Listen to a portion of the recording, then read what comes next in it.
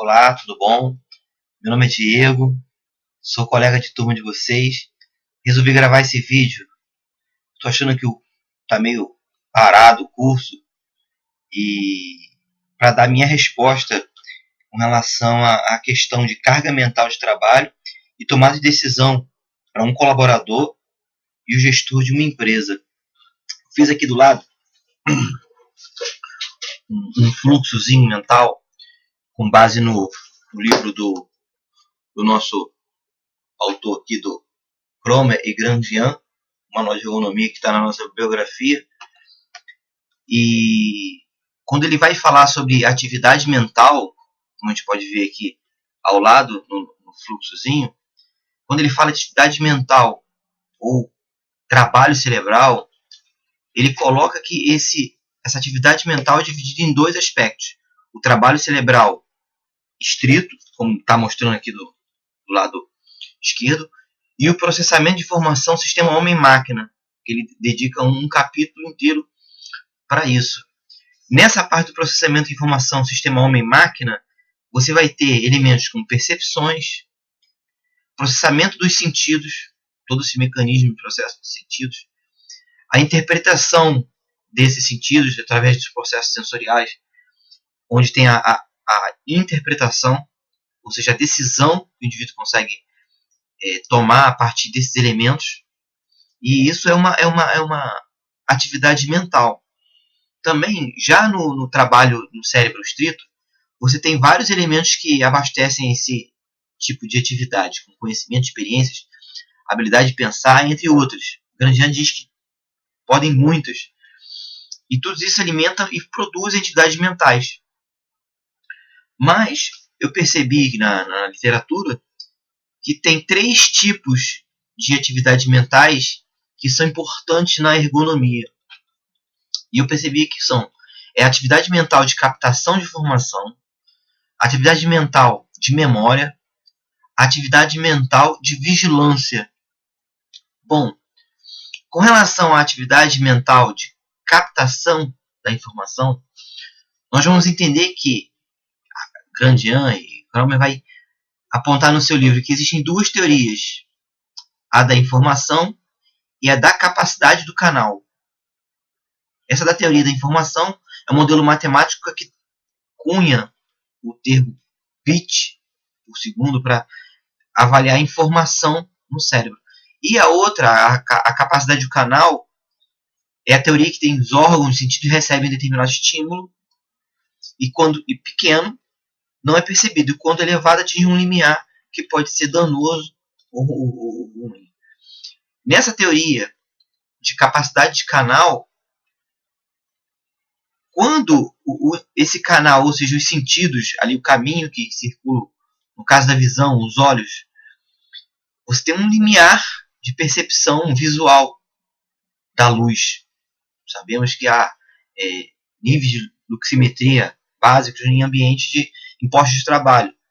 Então, esse limiar, em relação à teoria do canal, é uma atividade mental de captação de informação. Ele capta aquela informação do ambiente, e se estiver no limiar, nós vamos ter uma certa carga mental no indivíduo. Muitas horas de trabalho num posto de trabalho com uma iluminação muito acentuada leva o indivíduo a ter, como consequência dessa carga mental, pelo excesso de iluminação, uma fadiga.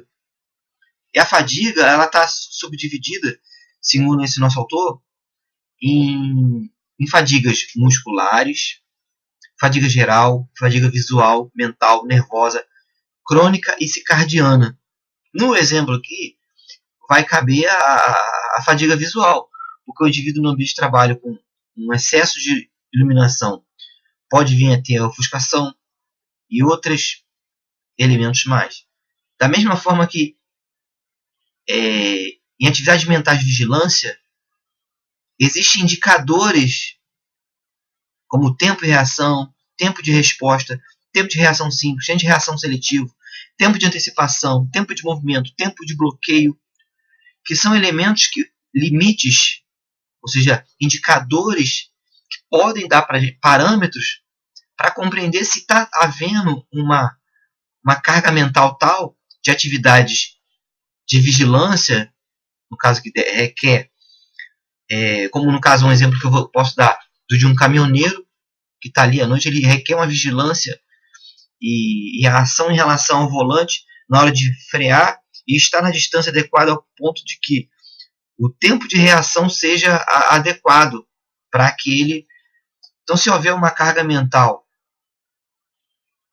e ele não tiver esses tempos, pode ser trágico. Então, o indivíduo ele precisa ter atenção nesses reflexos para que evite vários tipos de fadiga.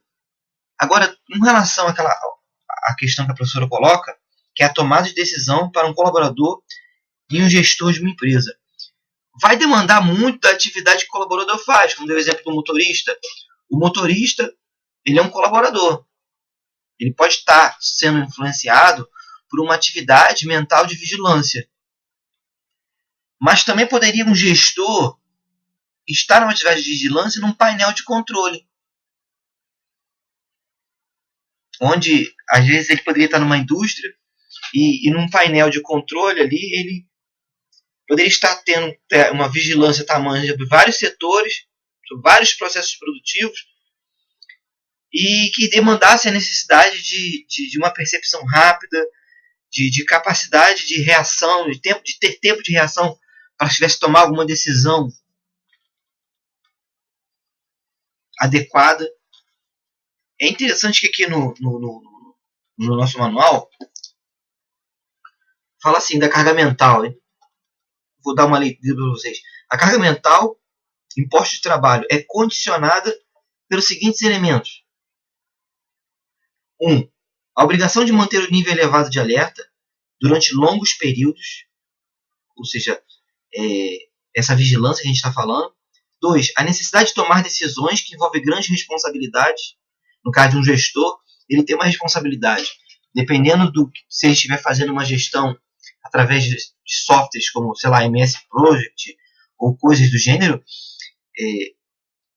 ele vai ter uma importância na decisão dele ali e está relacionado à vigilância. Às vezes, muitas horas, dependendo do grau de um projeto ou qualquer outra coisa mais. Não necessariamente o colaborador vai estar só na questão de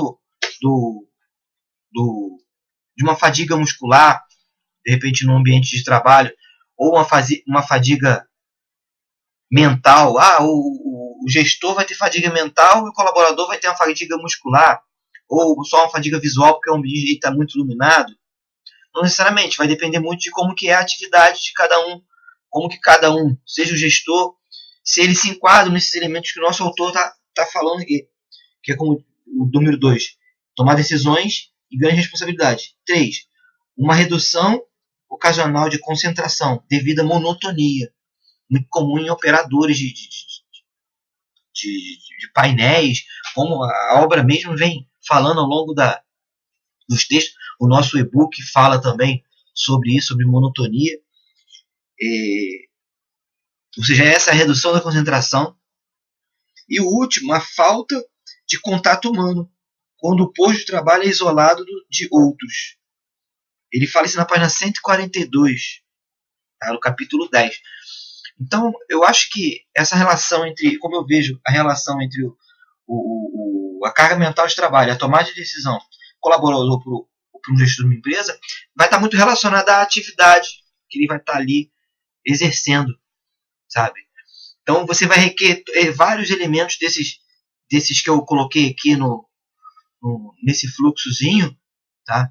Para tentar dizer de forma mais rápida aqui o que eu queria estar passando para vocês, tá?